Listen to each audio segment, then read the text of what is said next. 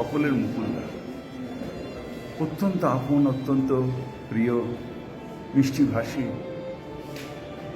ছোটবেলা থেকে সুন্দরভাবে কথা বলে ছোট ছেলেরা যাতে পার্টিতে আরো আকৃষ্ট হয়, সুন্দর ব্যবহার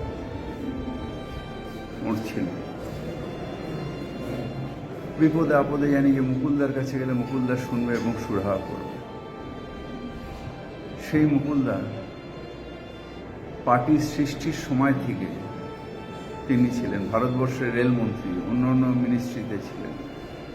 মমতাদির ডান হাত বলতে যে বোঝায় সেটা মুকুল রায় ছিলেন। হঠাৎ শুধু বিজেপির অত্যাচারে, ভয়ে, ভীতিতে জেলে পুড়ে দেবে, এই অত্যাচার করে করে মেন্টালি তাকে বিধ্বস্ত করে বিজেপিতে যোগ দেওয়া। তার মনের মধ্যে সেই দিন থেকে লড়াই শুরু হচ্ছিল, আদর্শ একদিকে আর বাধ্যকতা আরেকদিকে।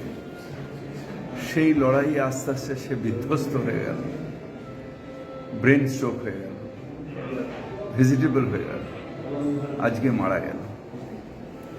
পুরো দোষটা তাদের, যারা ভয়ের আতঙ্কে সৃষ্টি করে বাধ্য করাচ্ছে মুকুল রায়ের মতো মানুষদের তাদের ইচ্ছার বিরুদ্ধে কাজ করা।